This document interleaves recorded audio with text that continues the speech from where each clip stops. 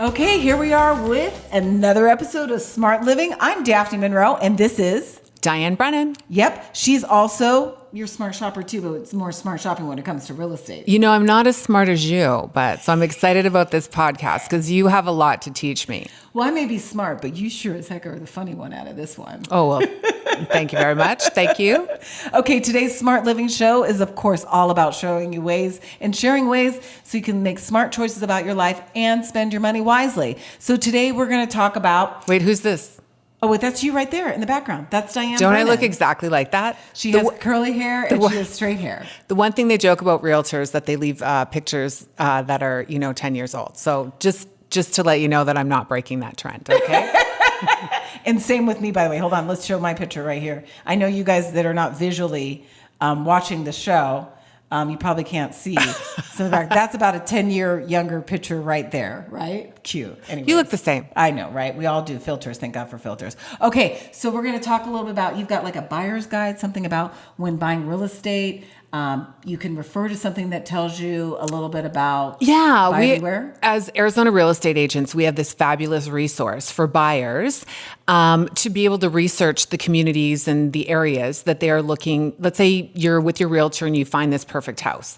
The realtor can show you the comps. They can show you what's happened. This is a resource that tells you absolutely everything you need to know about buying a home in Arizona. In that area too. In that area. So it's my favorite resource possible. Okay. And it's great for people that are coming in from out of state because they tell you about our even bugs and stuff that we have in Arizona that are different. Okay. And it also tells you about the home buying process.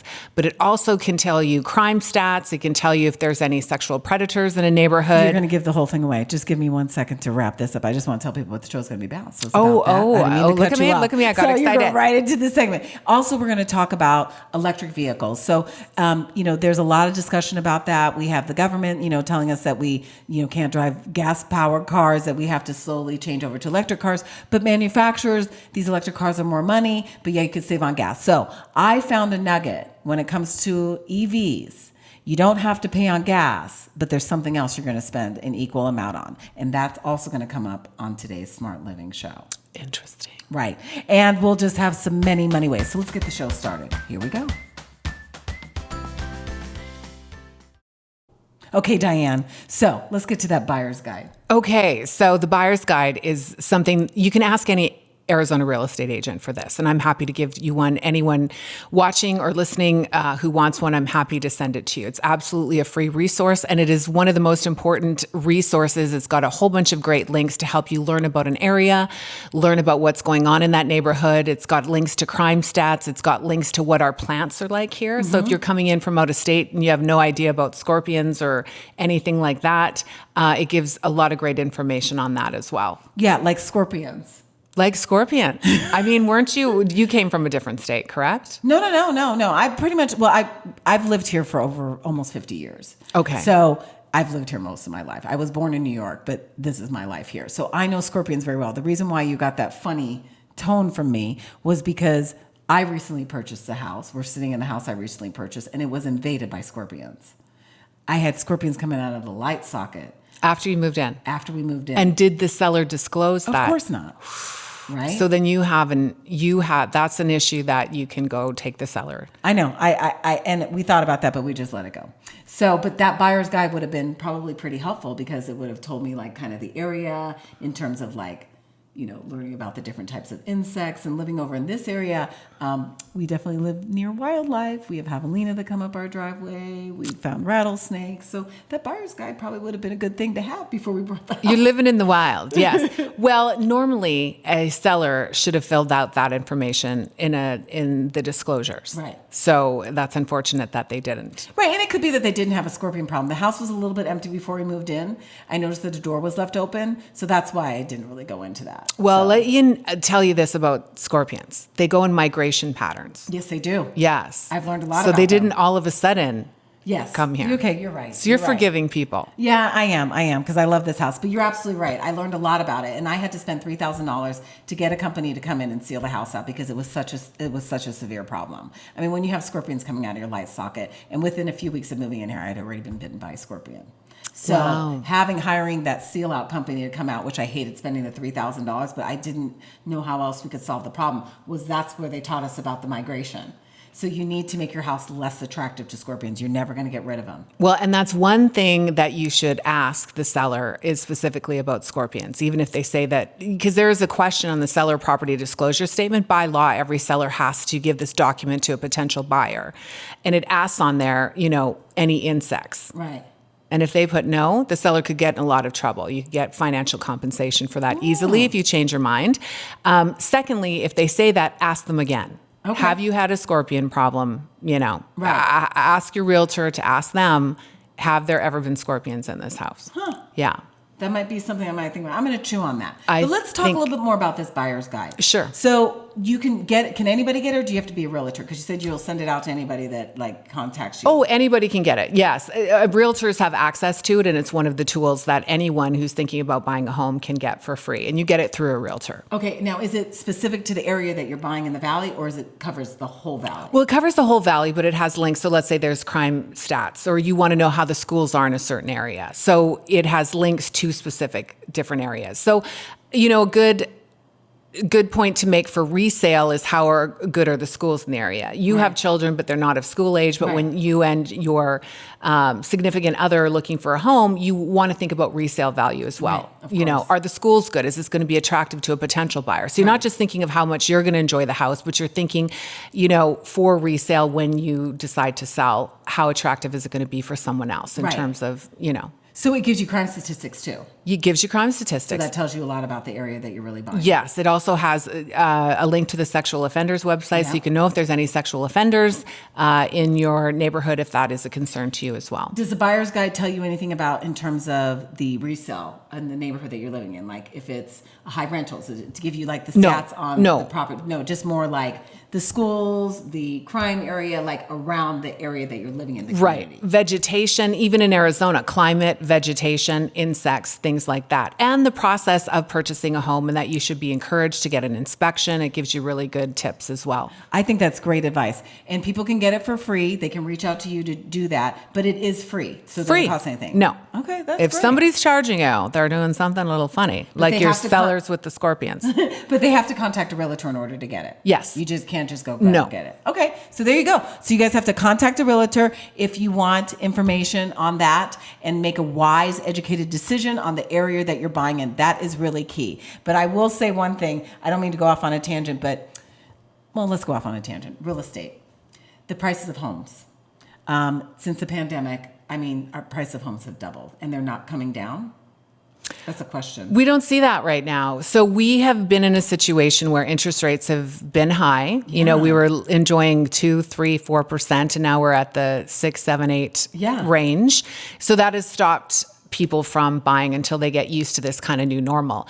Where we have been fortunate, I say, because prices haven't dropped, is the fact that there's lower inventory in the valley. So low inventory combined with high interest rates means that prices are kind of stable. Yeah, but people are actually buying. People are buying. Yeah, they're always buying. That's so crazy. We're still attractive to California, where people are a little upset with the political situation in California and the expense. Right. So we still have Californians buying here as well as other states. Okay. And, we'll always have the sunshine. Will always be an attractive place to come to. I think so. I feel like we've just been this hidden gem for 50 years. And it's just now during the pandemic, people actually discovered the amazing Arizona. Yeah, absolutely. State that we live in. And I will say that I remember back in the day, I don't think I've ever had a mortgage that was more than $1,000. Oh, wow. Yeah, I've never paid more than $1,000 until I bought this house. So now I have a mortgage that's more than $1,000 a month. So, And how does it feel? not fun, but I need a home to live, and I wanted a beautiful home to live, and I wasn't willing to compromise. I feel like we paid what this house is worth. Well, and I have to tell the listeners, I'm going to beg Daphne for her to take you on a tour of this house for one of these shows, because it is incredible. The views, this is your dream home. It is. So it's worth it. Yes, and we will, because I, have been advised that we're going to shoot this show at different angles of my house, because I do a lot of things in my house in terms of showing people how to save money. So thank you, Diane. Yes, you guys will get to see the views of this amazing home that we have worked very hard to obtain. So it is definitely something in the life of making smart decisions in my life. it is nice to see that payoff when it came to this house. And I think another good idea is you to talk about your real estate story, because you've been very savvy as an investor, and then getting equity to buy another property and equity to buy another property. So Yeah, you know what? Let's do that right now, because I was just going to switch over to EV, but I'm stretching the time a little bit. But let's tap into that a little bit really quick. Yeah. This is kind of an organic show today. We decided that since Diana's here, we're going to tape another show. So that's what we're doing. So yeah, that's true. So when I was going through a divorce, before I got a divorce, I was, married, and I thought I was going to be married forever. Well, one of the things I did was I was working in television, and I wasn't making a lot of money when I first started out. And I realized I was married to a man that wasn't going to work. So I had to make some smart financial decisions. So what I did was every time I got a raise, I bought a house. love it. So some people, when they get a raise, they go out and buy themselves a new car. Well, I got a raise and I go buy a house. And so that really was kind of like my side hustle. So I was always worried, like, I have a mouth on me, just in case you're wondering sometimes. And sometimes I'm not good with authority. So that's why I always had a backup when I have a job, because I'm always worried I'm going to get fired or something. So when the real estate crisis hit in 2008, everybody was sitting around kind of like scratching their heads. Well, people were still buying homes, but they were so cheap. I mean, it was like Disneyland for me. I mean, I bought a house near Paradise Valley for $100,000. I bought a condo in Flagstaff for $100,000. This is in 2008. You know that they're worth a lot more now. So these were some smart moves. I got lucky. Well, and kudos to you for understanding how important real estate can be in helping your bottom line and helping your financial picture. So most people were so frightened when the market crashed. You looked at it as an opportunity to buy, which is key. Oh my God. It was that was a time, 2008, I saw the pages changing. I saw wealthy people not being so wealthy, and people who are smart with their money became wealthy. Absolutely. The tables changed, and I saw it, and I took advantage of it. So did you just, when you got a raise with your job, were you just buying, that was the down payment, and then you had renters paying for the rest of it? Thank you for asking for the clarification on that. So every time I got a raise, I was also a saver, but it was enough. Now, Grant, this is 2008. So to buy a $100,000 home, you really only needed $10,000 or $20,000 to put down on that. So it wasn't a lot of money. But I took advantage of that because I was saving money. I'm a saver. So I'm like, this is the time to start spending some money and take a risk. So I bought a house over the first one I bought was over near 28th Street in Cactus.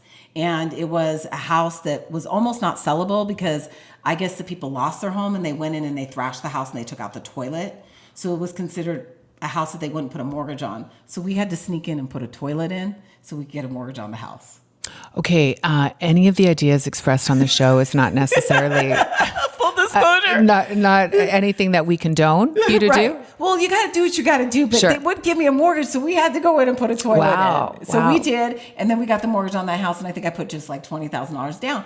But the mortgage was nothing. Yeah. So the mortgage was $800 a month, but I was able to find a renter for $1,400 a month. So that was $600 profit net that I was making, on top of the salary I was making. And then I bought another house in Flagstaff. I found a condo really, really cheap. And this was another one of those situations where just the down payment. Just the down payment. That's and key. Purchased that for $108,000 and I put a down payment on that. So it was $20,000 and I was able to finance down. And I used that property because I was a hardcore runner then. So I would rent it out to college kids for 9 months out of the year.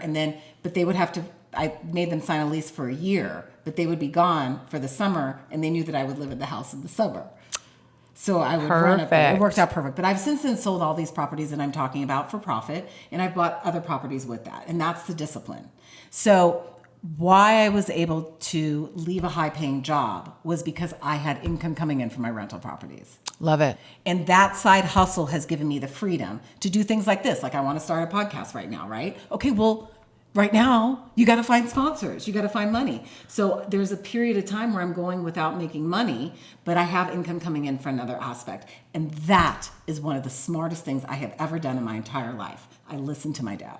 Good for you. Mm-hmm. Awesome. That is a great way to do things. And to encourage other women to be able to buy investment properties, you don't need to spend $100,000. You just need that down payment. Someone else is going to pay your mortgage for you. Right. And you have to just sit down and do a mathematical equation. I mean, it comes down to a mathematical equation.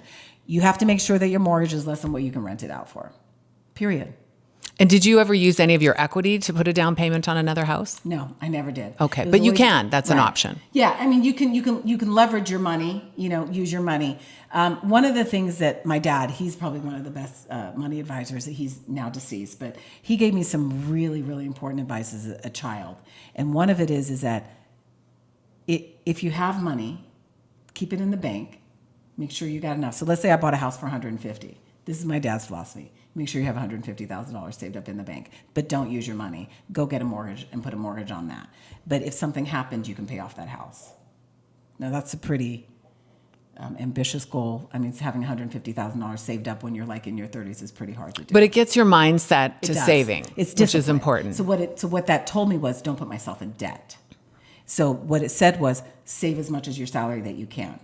And that enabled that. So, and by the way, just to let you know, I've never had $150,000 sitting in the bank. I most certainly didn't have it when I was 30 years old. But what little money I was able to save, I leveraged that and went and put a down payment, then borrowed it from the bank. And then I would have my renters paying my mortgage while I was also profiting. Then when I was done with that, or I felt that the house, got enough equity in it, I would sell it and use that equity solely to go buy other houses. So now I own 2 properties over by Phoenix Children's Hospital. I used to Airbnb them out, but now I have 2 full-time renters in there, and that property is really earning me some good income. Awesome. Yeah. So, And now a lot of people listening or watching could be saying, well, what if you buy too many and then the crash happened? I think that you had a manageable amount, and with the advice of your dad too in your mind, you didn't go out and get too much. right. And I'm ambitious in the sense that my ambition goes as far as I just want to make sure that I have the basic things that I need.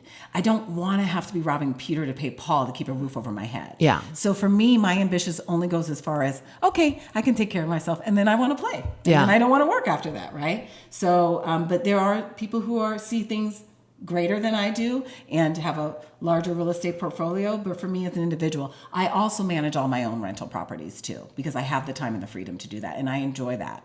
So I like, not that I have relationships with my renters, but it is intimate in the sense that I'm the one that's going over there to do the repairs. So, and that saves me money too. You're doing the repairs? I do. This woman. That's amazing. Yes. So Diane, we're really talking about real estate on this show today. So being that you are a realtor, are you staying busy? Are you finding homes for clients? Yeah, I mean, I've been blessed that I have clients still. This year has been tough with the high interest rates. Things have kind of been at a standstill and with inventory low. But yeah, there's still deals being had and still homes being bought and homes being sold. So just because the market changes doesn't mean that people's lives align with that. If people need to move, then they need to move. People need to buy, then they need to buy. Right. So, okay, I'm going to throw something at you here for a loop. Okay, so being that you are a single woman, and by the way, Diane's single, and she's currently looking for someone to date. She's looking for someone who's going to be of Look how equal status desperate I as am. her. I'm on a podcast asking for a date. But we're turning it into a dating show too. But besides that, the point is that you're independent, right? So being that you've been self-employed most of your life, what are ways that you manage your money to make sure that your bills are paid? Because you don't have anybody. Well, you have to do the old 6 months worth of saving, especially in real estate. It's commission based. So you're grinding all the time. So it's a little exhausting. So yeah, it's a matter of save. So that's what you do. So let's say, for example, you sold a house and you made some good money. So you have that discipline. So let's say you made like $20,000 commission. You have that discipline to know that you have to put a portion of that away. For taxes, number one. Yeah. Okay. Number two. And did I have the knowledge? I learned by trial and error. Right, Let's don't we say all? that. Yes. And every realtor will tell you that. They didn't save enough for taxes and then they got, squeezed at the end of the year. So it's been a discipline that I've come to learn in order to be able to survive in this business for sure. Because it could be feast or famine in real estate. And we've seen the cycles change, so things can change. Absolutely true. Okay, I'm going to shift gears a little bit, and we're going to talk about, you're going to see back here, this graphic's going to change here, but we're going to talk a little bit about... Who is this cute guy that keeps coming up? So we can... That's Eric, our financial guy. But so you can watch Eric on episode 1. Right, on episode 1 if you want to watch him. But right here, this is my car, and I'm showing you a picture of these tires right here because they're worn out. So what the deal is with that is back in the day, I bought an EV car about 2 years ago, and Okay. it's a BMW i3. BMW discontinued making it in 2021. Reason why I decided to buy an electric vehicle is because of gas prices. I mean, they were like $4 or $5 a gallon. I had enough. So this car was used. It was 2 years used. I bought it for $28,000. I thought that was a reasonable price. I did a lot of research. It doesn't have a high extending rate, meaning that I only get about 120 miles, electric miles out of it. Okay. But I don't drive that much. So it's perfect for me. So here I am driving my car. I bought it. It's totally affordable. I never have to go to the gas station. I'm super excited. And then like last year around January 2023, I need to get new tires, but it's the first time I ever bought tires for the car because I just bought the car. So I'd had to have the car for like a year and a half prior to that. So no big deal. But I was like, wow, my car only takes one tire. Only one tire manufacturer makes tires for my BMW i3, and it's Bridgestone. I can't get a Continental. I can't get an off-brand. I can't get anything. I'm beholden to Bridgestone. Whatever amount of money they want to charge for those tires, I have to pay for it. $1,600 later is what I got for 4 tires put on at Discount Tires. So that's fine. You know, I'm like, okay, well, that's just the price you have to pay. You want a BMW, you know, whatever. So I sucked it up and paid the price. Come February 2024, just 13 months later, I had a little flat in my tire. It was a slow leak. So I go to Discount Tires. I'm like, I got my tires from there. I know they'll fix it. So I go there. They look at my tire.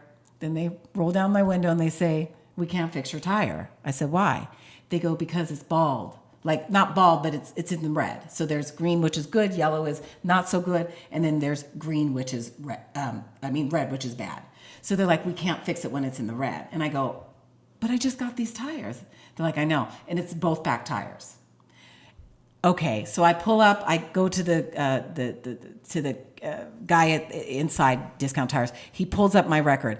I only got 10,000 miles on those tires. The 2 back tires completely were in the red, and the 2 front tires are in the yellow. They will need to be changed out in a couple months. So being that I am the smart shopper and I'm a smart consumer, I was like, you have to call Bridgestone. This is ridiculous. I got only 10,000 miles. Even the guy at Discount was like, yeah, you only got 10,000 miles. And what is the usual amount of miles That's a great question. Just to establish that, most vehicles tires are rated between 30 to 50,000 miles is what they usually get. But these specific Bridgestone tires are not even rated, meaning that they don't have a warranty on them. So not only do I have to buy Bridgestone, they won't warranty these particular tires.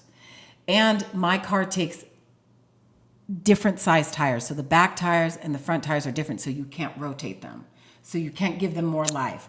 And I have regenerative braking. I won't go into that too much if you people aren't EV drivers, but regenerative braking is basically, I don't have to put my foot on the brake to stop my car. It automatically slows itself down once I take my foot off the gas. But that process is happening towards my rear tires, causing more wear and tear. This is not an endorsement for the BMW. No, not at all. I still love the car, but here's what I found out. I was so disturbed by that. And by the way, on a side note, Bridgestone did give me a discount. The guy over at Daniel at Discount Tire, he made sure to call them. I ended up getting all 4 of those tires for $840, and they're going to install them for free.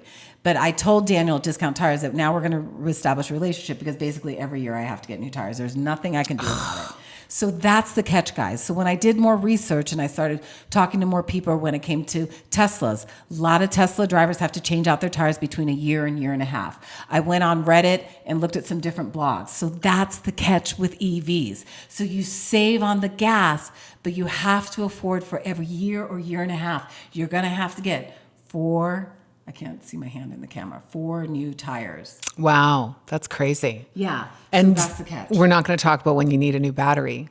Well, the batteries, okay, so that's a whole nother story, but that's also part of the maintenance. Like, so when you have an electric car, you don't have to worry so much about the motor, right? So you have less in like brakes and oil and things like that I save on. I'm still saving money on gas because it's every year to year and a half I'm having to buy new tires, which is about what it would cost for me to fill my car with gas, is about $1,000 to $1,400 a year.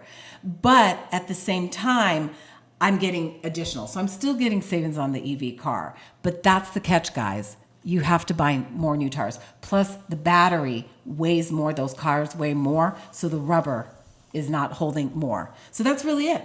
So I'm going to, I think we've got another question here. You got something you wanted to mention. I was going to wrap this up here in a little bit, but that's it with the EVs there.